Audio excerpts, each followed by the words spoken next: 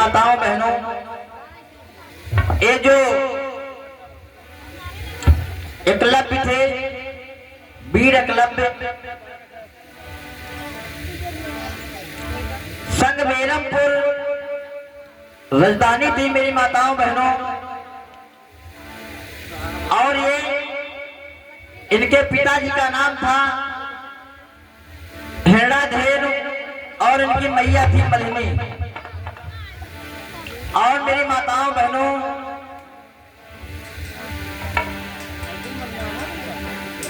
ये जो एकलव्य थे मेरी माताओं बहनों, एक पासी समाज से आते थे, निषाद राज जिसको बोलते हैं, क्योंकि पासी समाज में कई जातियां बनाई गई, कोई वर्मा लिखता है, कोई कुछ लिखता है, कोई कुछ लिखता है। आज मेरी माताओं बहनों, जब वीर एकलव्य का जन्म हुआ मेरी माताओं बहनों, आज उनके माता पिता बहुत खुश हैं, बहुत प्रसन्न हैं, क्योंकि एक छोटे मोटे राजा थे मेरी माताओं बहनों संग बेरमपुर के। आज मेरी माताओं बहनों, धीरे धीरे करके एकलव्य जब सियाने हुए तो आज मैया और अपने पिताजी से कहने लगे, कैसे?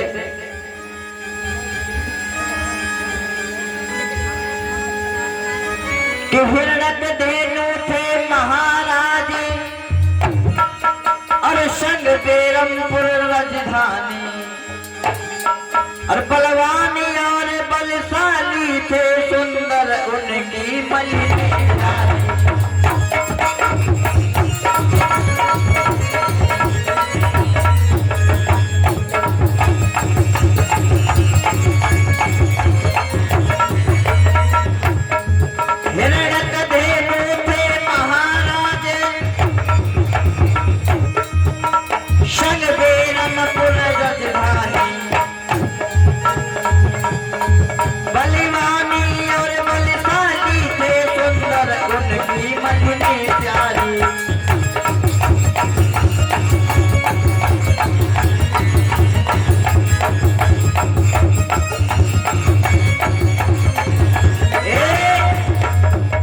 मेरी माताओं बहनों, वीर एकलव्य थे, इनके पिताजी जो थे छोटे मोटे राजा थे मेरी माताओं बहनों, और एक बहुत वीर और बलशाली राजा थे मेरी माताओं बहनों। धीरे धीरे करके जब समय व्यतीत हुआ, आज जब सियाने हुए मेरी माताओं बहनों, तो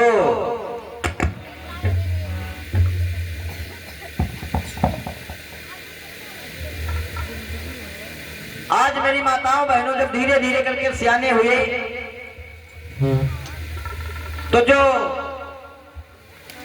इधर गुरु द्रोणाचार्य अपने 5 पांडवों को धनुष बाण विद्या सिखाया करते थे मेरी माताओं बहनों। आज जब एकलव्य ने सुना कि वहां पे गुरुजी धनुष बाण विद्या सिखाते हैं, क्यों ना मैं जाऊं वहां पे और धनुष बाण विद्या सीखूं। आज अपने माता पिता से एकलव्य कहने लगे कि हे पिताजी, मैं बाण विद्या सीखना चाहता हूं और हमको आश्रम में चलो छोड़ आओ। आज उनके पिताजी कहने लगे कि बेटा, तुमको नहीं पता है, हम लोग राजा तो हैं, छोटे मोटे राजा हैं, लेकिन हम एक शूद्र वर्ण से आते हैं और गुरु द्रोणाचार्य हमारे समाज के बालकों को कभी बाण विद्या नहीं सिखाएंगे। आज जब ज्यादा जिद कर देते हैं एकलव्य, कहने लगे पिताजी, अगर हमारा आश्रम में हमको नहीं छोड़ोगे तो मैं खाना कर दूंगा और मैं आपसे बोलूंगा नहीं। आज एकलव्य कहने लगे पिताजी सुनो,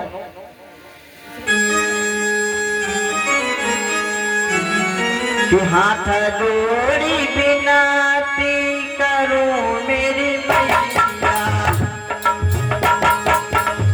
मेरे पापा, अरे हाथ जोड़ी विनती करूं मेरी मैया, मेरी जननी मुझको वहां पे अब तुम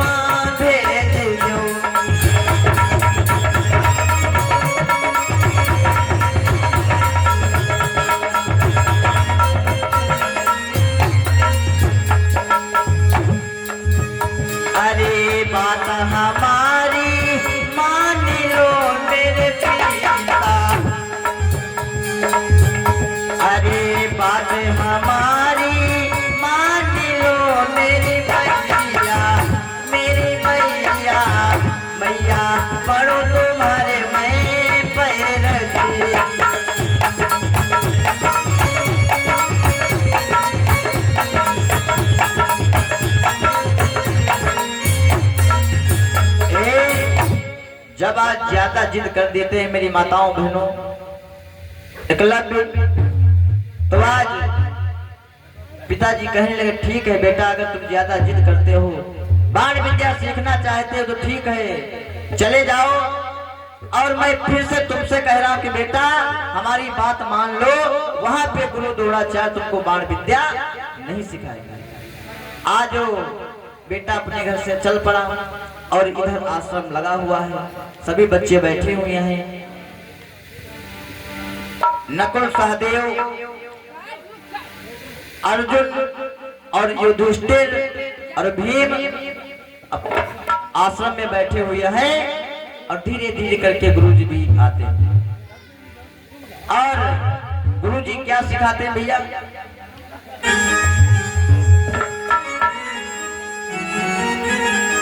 कि युधिष्ठिर जी को धर्म नीति और राजनीति सिखलाते हैं।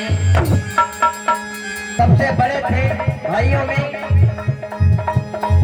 युधिष्ठिर जी को धर्म नीति और राजनीति सिखलाते हैं। वो पांचों भाइयों में बड़े जो धर्मराज कहलाते।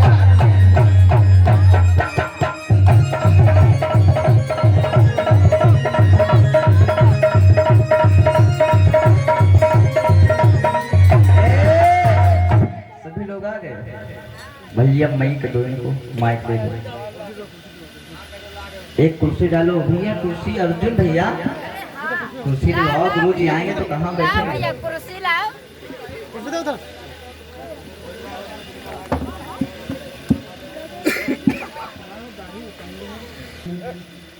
क्या केला खाते हैं सवेरे सवेरे।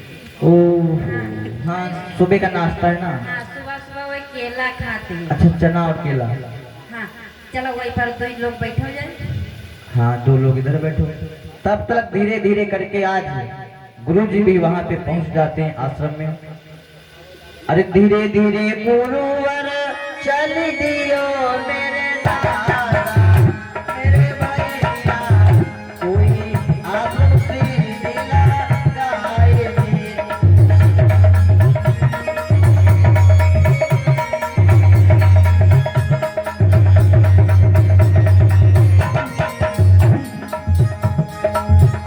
अरे जाई के गुरुवर पहुंच गए मेरो बहनों, मेरे दादा, कोई पहुंच गया तब अपना जाए रे।